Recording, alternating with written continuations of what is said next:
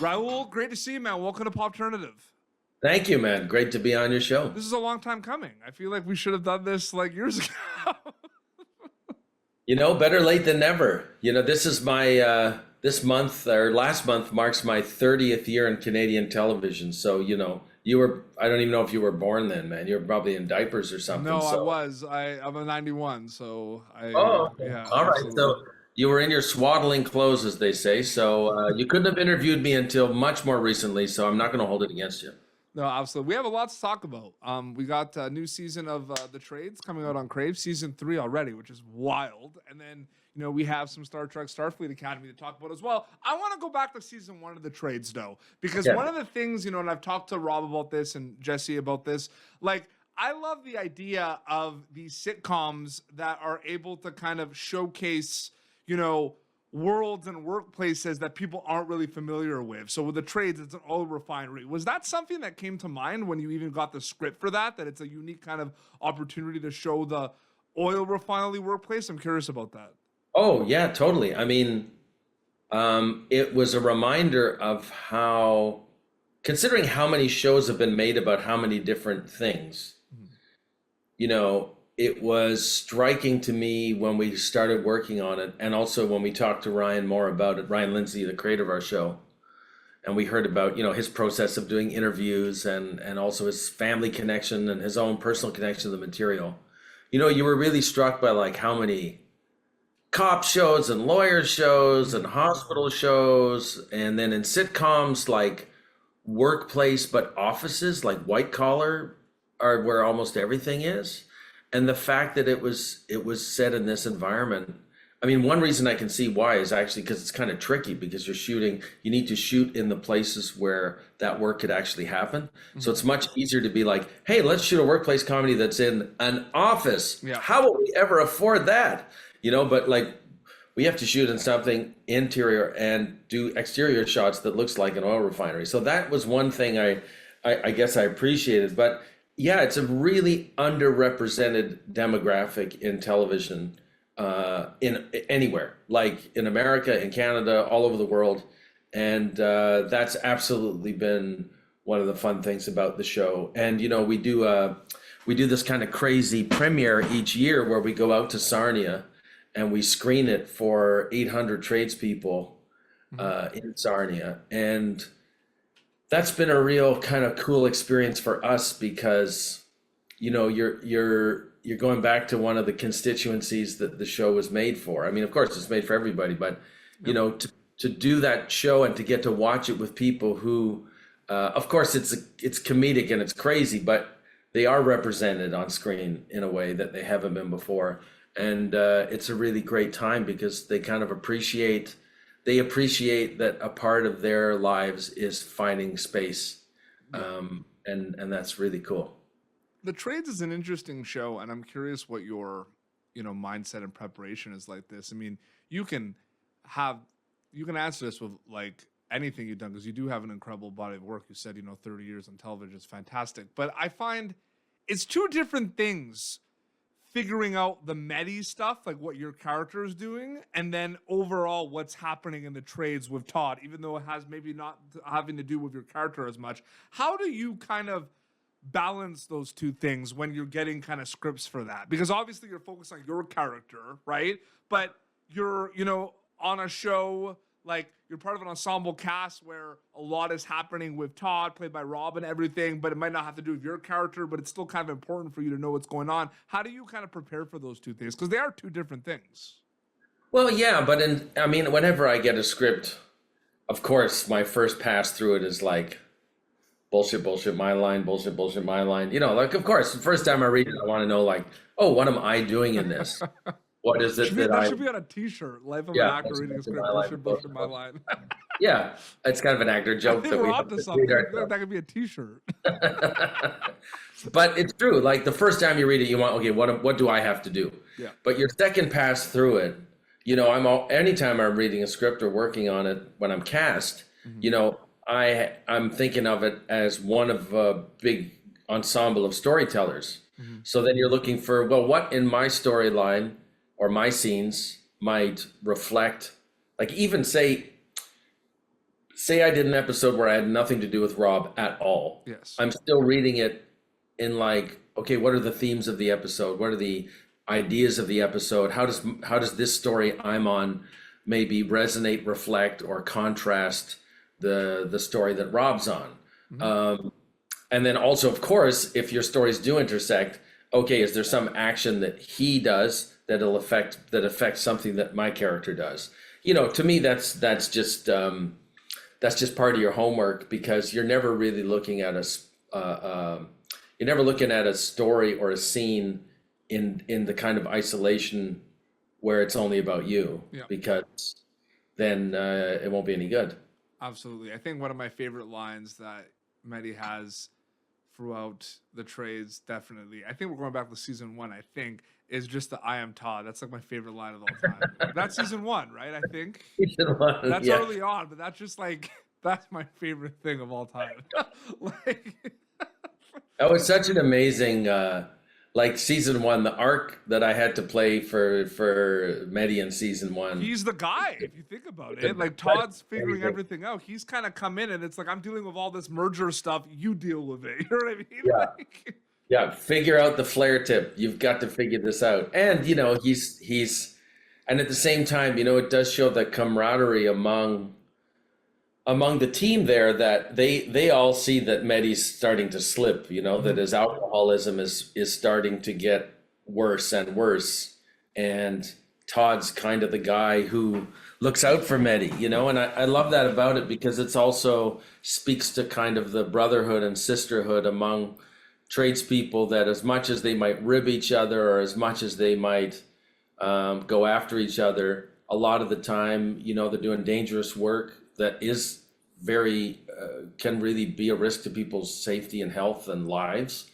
And that there is a kind of there's a camaraderie there, despite the kind of prickliness and abrasiveness of sometimes how they interact with each other. There is a love and care and a bond between them.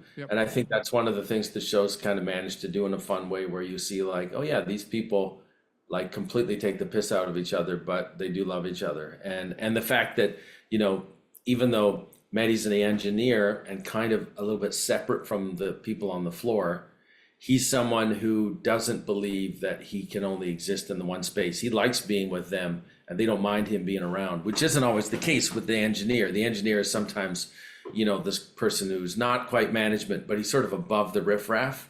And Mehdi kind of plays both sides of that in a way that's made it fun. So I'm also not acting totally in isolation either. absolutely. One more kind of trades question, then we'll go on to Star Trek Starfleet Academy, because I do want to chat about that. I also want to chat about you do so many things, man, like your music too. Like, I gotta talk about that. But you're a hard interview, because it's like, what do you like focus on? You know what I mean?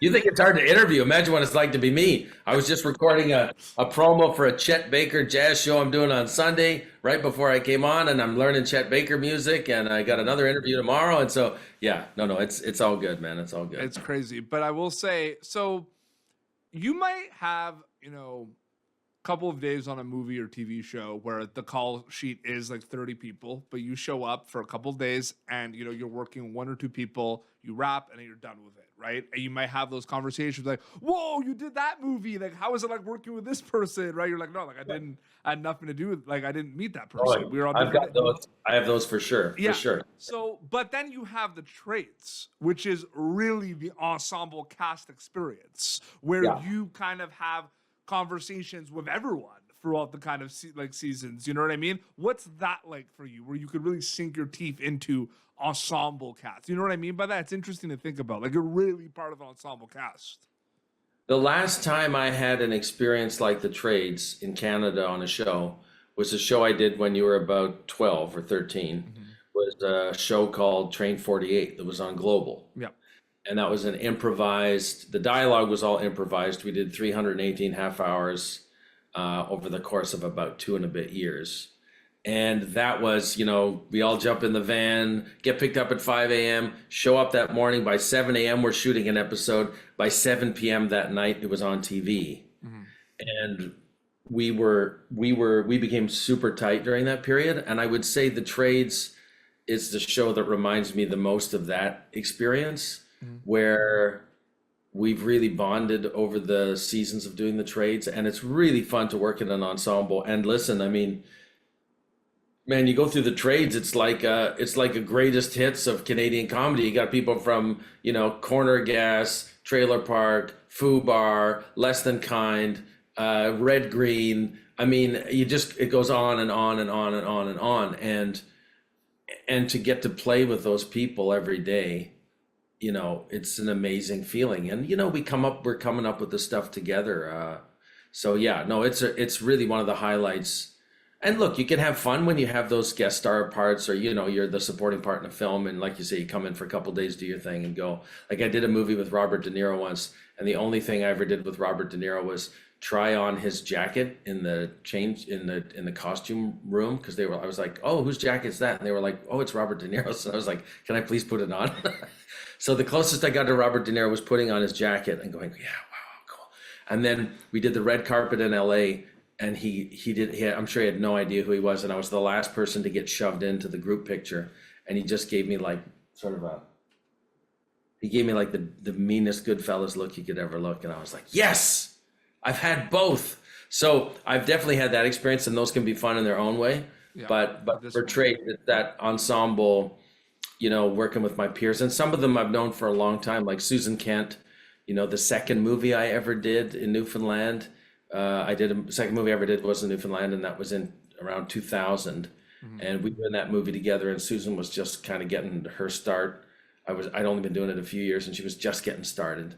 Yeah. And so to get to be in stuff, 25 years later is totally amazing. Absolutely. And yeah, want to kind of ask you a few more questions. So yeah, like the trades, like I said, new season 3 around the corner on Crave, which is really, really exciting.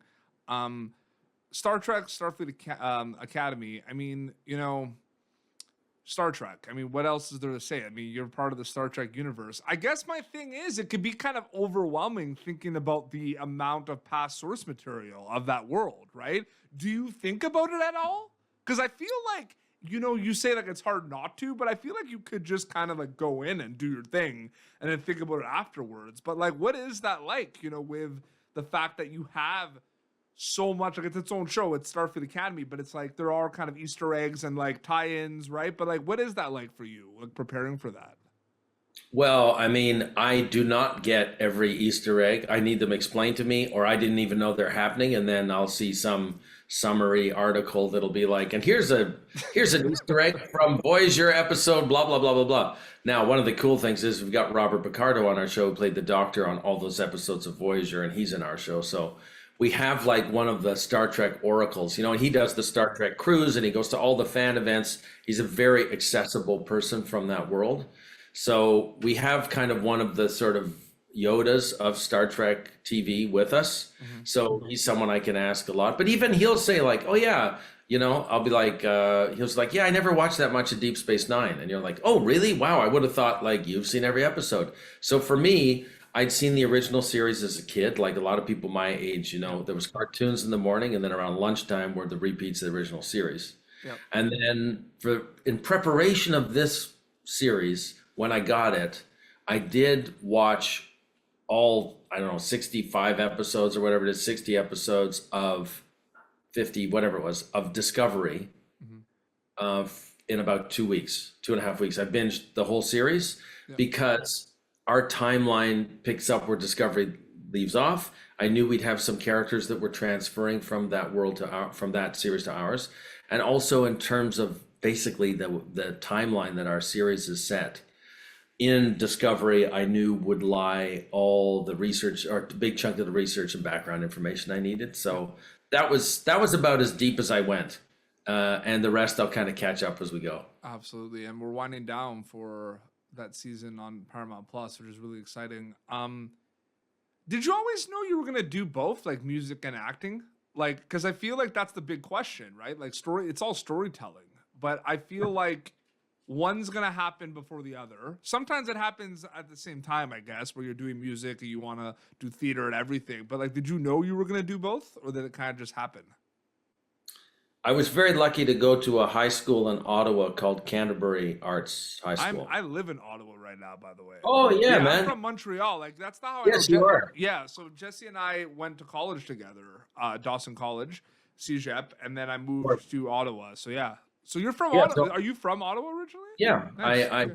I was born in England, but I grew up most of my teenage life up to my teenage years in Ottawa. My parents still live in Sandy Hill, so I'm back a lot. Yeah, I went to Canterbury, and in Canterbury, I had that amazing experience of being in the drama program, but then being around all these cool musicians and deciding I wanted to start a band, right? And when you're in high school, you don't really think like, oh, I don't have the knowledge to do this. You just go, oh, well, my buddy's doing it and like he's talented, but like how hard can it be? You know, that's the beauty of being in those environments when you're a kid, is that you just sort of try everything. I mean, I was not good in my single credit ballet class, I can tell you that.